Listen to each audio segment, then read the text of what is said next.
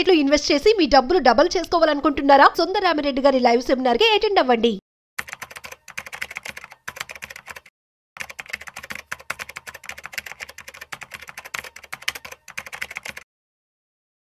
నమస్తే, నేను జీవి సత్యనారాయణ. ఈరోజు మే 20 తారీఖు మంగళవారం. మార్కెట్స్ ఒక స్థిరత్వం ఏర్పడింది అనగానే ఈరోజు మార్కెట్లు 900 పాయింట్లు పడిపోయింది. మీరు ఎవరైతే వెబ్సైట్ చూస్తారో, ఈ వీడియో చూస్తారో, ఒక్కసారి నేను ఏవైతే లింకులు కూడా పంపిస్తున్నాను, అంటే ఏ వెబ్సైట్లో చూస్తాము, ఎక్కడ చూస్తాము అనేది కూడా మీకు చెప్పడం జరుగుతుంది. ఇప్పుడు ఉదాహరణకి ఇక బిఎస్సి సెన్సెక్స్కి వెళ్తే 873 పాయింట్లు మైనస్లో క్లోజ్ అవడం జరిగింది. ఇక్కడ మనము హైకి లోకి కనుక మనం చూసినట్టయితే హై 82,250, 81,153 లో, అంటే సుమారుగా ఇదొక 250, అదొక 850, 1,100 పాయింట్లు హైకి లోకి డిఫరెన్సు 873 పాయింట్లు మైనస్లో క్లోజ్ అవడం జరిగింది. ఇది ఏంటిదో చూద్దాం. ఈ ఏదైతే ఉందో ఈ సెన్సెక్స్ 900 పాయింట్లు పట్టడానికి, 873 పాయింట్లు పట్టడానికి 81,186, అంటే 82,000కి లోపు వచ్చేసింది. మన ఎన్ఎస్సి వచ్చి ఏదైతే ఉందో ఎన్ఎస్సి 25,000కి దిగిపోయింది, 24,683లో అనమాట. ఇప్పుడు ఈ రీజన్ ఏందో చూద్దాం. ఈ రీజన్ ఏంటిదంటే ప్రపంచ సంకేతాలు, అంటే వరల్డ్ మార్కెట్లు ఏవైతే ఉన్నాయో అవి వీక్ ఉండటం ఒకటి. తర్వాత ఏదైతే వరల్డ్లో అంటే ఎఫ్ఐఐలు ఎవరైతే ఉన్నారో, నిన్న ఎఫ్ఐఐలు అమ్మిర్రు, డిఐఐలు అమ్మటం నిన్న, అంటే మళ్ళీ వాళ్ళు అమ్మకాలు చేస్తున్నారు అనేది ఒకటి. తర్వాత ఎప్పుడైతే ఈ పహల్గాం గొడవతోటి మళ్ళీ ఇప్పుడు చర్చలకు రావడం జరిగిందో పాకిస్తాను మనతోటి, వేరే అంటే ప్రపంచ దేశాలు, అమెరికా కూడా మీరు ఇప్పుడు ఏం యుద్ధం వద్దు, మేలకుండా ఉండి చర్చలకు చేయండి అన్నాడు. దాంతో ఏమేమి జరుగుతుంది, మన వాళ్ళు కూడా యుద్ధం ఆపడం జరిగింది. దాంతో డిఫెన్స్ స్టాక్స్ అన్నీ కూడా బాగా ఏవైతే పెరిగినాయో అవన్నీ కూడా బాగా పట్టడం జరిగింది. ఇవాళ కొంచెం ఓపెనింగ్ అటు ఇటుకున్న తర్వాత మొత్తం లాభాలన్నీ పోవటం జరిగింది. మధ్యాహ్నానికి వచ్చేటప్పటికి బాగా ఫాలో అవటం జరిగింది. ఈ ఆటో స్టాక్సు, ఫైనాన్షియల్ స్టాక్స్ అవన్నీ కూడా, అంటే Eicher motor, Hero, Maruti Suzuki, Cipla ఇవన్నీ కూడా బాగా పట్టడం జరిగింది. అంటే వరల్డ్ మార్కెట్లో మెయిన్ వాల్ స్ట్రీట్లో, అంటే యుఎస్ మార్కెట్లో ఏవైతే ఉన్నాయో ఫ్యూచర్స్ బలహీనత ఉండటంతో ఏషియా మార్కెట్లు కూడా నష్టాల్లోనే ట్రేడ్ అవ్వటం. తర్వాత సౌత్ కొరియా అవన్నీ, తర్వాత ఫెడరల్ రిజర్వ్ ఏదైతే ఉందో ఆయన కూడా ఒక వ్యాఖ్యానం చేయటం, అంటే ఇన్ఫ్లేషన్ పెరుగుతుంది అని. అట్లాంటాలో ఆయన ఫెడ్ అధ్యక్షుడు రాఫెల్ బోస్టిక్ మాట్లాడుతూ ఇన్ఫ్లేషన్పై ఆందోళన చేయటం జరిగింది. దాంతో మన మార్కెట్లు పడటం కూడా జరిగింది. ఎఫ్ఐఐలు అమ్మటం జరుగుతుంది. జపనీస్ ఏవైతే ఉందో అక్కడ బాండ్లు బాగా పట్టడం జరిగింది. అది వాళ్ళు ఏవైతే వేలం వేయటం తర్వాత జపాన్ ప్రభుత్వ బాండ్లు దిగుబడి పెరగడం జరిగింది. అక్కడ దేశ ఆర్థిక స్థితిపై ఆందోళన దారితీయడం జరిగింది. 20 సంవత్సరాలు ఏదైతే బాండ్స్ దిగుబడి 2000 తర్వాత అత్యధిక స్థాయికి చేరుకుంది. అయితే 30 సంవత్సరాలు దిగుబడి రికార్డు స్థాయికి చేరుకుంది. అంటే జపనీస్ బాండ్ల అమ్మకాలు రుణవ్యయాలు పెంచాయని, ప్రపంచ అనిశ్చితి పెంచాయని, ఇది మార్కెట్లో రిస్క్ సెంటిమెంట్ని ప్రభావితం చేస్తుందని విశ్లేషకులు చెప్పడం జరిగింది. ఇక తర్వాత మన ఇండియా వచ్చేటప్పటికి భారతదేశం అమెరికా ఏదైతే వాణిజ్య చర్చలపై కొంచెం అనిశ్చిత పరిస్థితి ఏర్పడడం జరిగింది.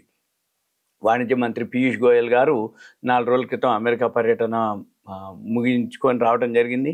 అయితే ఈ నెల చివరిలో అమెరికా సుంకాలు ప్రారంభమయ్యే ముందు ఈ ఇరుపక్షాలు, అంటే అమెరికా వాళ్ళు, మన వాళ్ళు వాణిజ్య ఒప్పందాన్ని కుదుర్చుకోవడానికి ప్రయత్నించటం, మార్కెటు దానికోసం వేచి ఉండటం.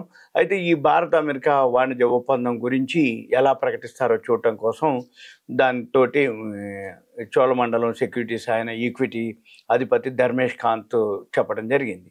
తర్వాత ఈ వరల్డ్ మార్కెట్లో కూడా, అంటే ప్రపంచ వాణిజ్య ఉద్రిక్తలు, దాన్ని ట్రేడ్ వార్ అంటాం.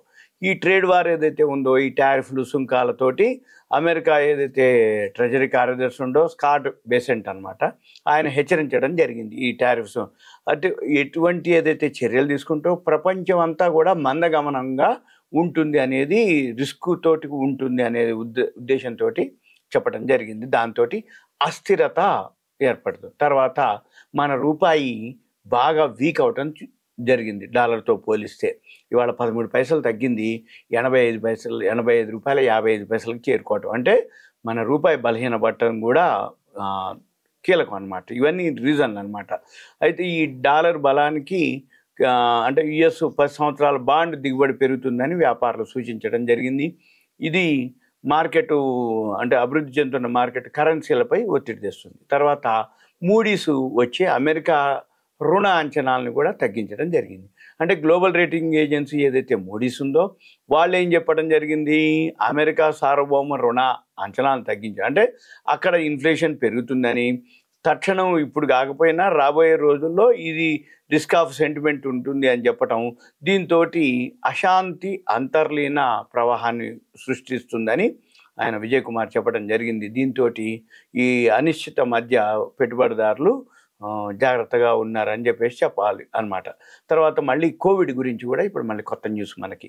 మళ్ళీ కోవిడ్-19 ఏవైతే కేసులు ఉన్నాయో మళ్ళీ హాంకాంగ్, సింగపూర్ వంటి ప్రధాన ఆసియా నగరాల్లో కూడా మళ్ళీ పెరుగుతున్నాయి. దీంతో మళ్ళీ మనకు కూడా పెరుగుతాయి అనేది. మే 12వ తారీఖు నాడు 164 కొత్త కేసులు రావటం, దేశంలో ఇప్పుడు 257 యాక్టివ్ కేసులు ఉండటం జరిగింది అని చెప్పటం. కేరళ, మహారాష్ట్ర, తమిళనాడులో అత్యధికంగా ఈ కోవిడ్ మళ్ళీ వస్తుంది అనేది, ఇవన్నీ కూడా మనకు ఒక ఇన్ఫర్మేషన్ అనమాట. అంటే ఇన్ని కారణాలతోటి మనకి మార్కెట్లు ఒకటి. ఇంకోటి ఏంటిది, ఈ మధ్యకాలంలో మన మార్కెట్లు మన పని ఏంటిదంటే ఏదైతే వాల్యూ ఉన్న స్టాక్స్ ఉన్నాయో అవి మనం గమనించి వాటిని మనం చూసుకోవాలి. అప్పుడు ఏం చేయాలి అంటే ఇక్కడికి వెళ్ళాలి మనం, ఏది మన screener.in అని ఒక వెబ్సైట్ ఉంటుంది. ఈ screener.in వెబ్సైట్కి వెళ్ళినట్టయితే మనము ఇప్పుడు ఫార్ములాలు ఉంటాయి. ఈ ఫార్ములాలతోటి మనము ఏ కంపెనీలు రిజల్ట్స్ వచ్చేసినాయి అనేది, అయితే ఏవైతే రిజల్ట్స్ వచ్చినాయో ఆ రిజల్ట్స్ని మనం చూసుకొని మనము అవి ఫాలో అవ్వాల్సిన అవసరం ఉంది.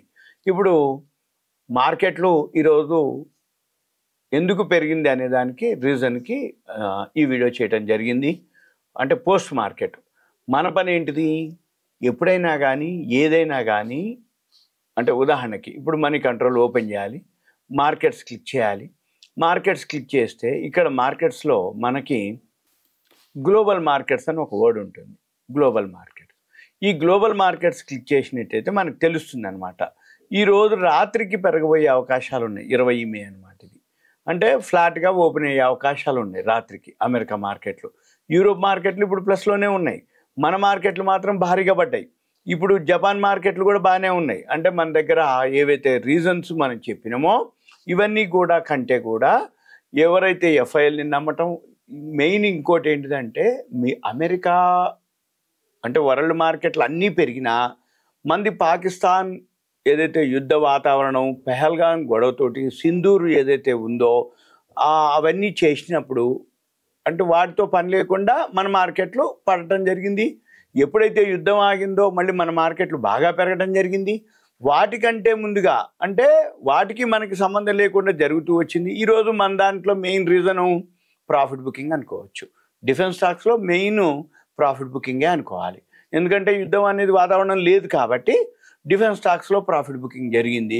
మిగిలిన ఏవైతే బాగా పెరిగినాయో అవి కూడా ప్రాఫిట్ బుకింగ్ జరిగింది అనేది మనం అర్థం చేసుకోవాలి. ఇంకో వీడియోలో ఇంకో దాని గురించి నేను మీకు ఎక్స్ప్లెయిన్ చేస్తాను. ఓకే, థ్యాంక్ యూ, సెలవు.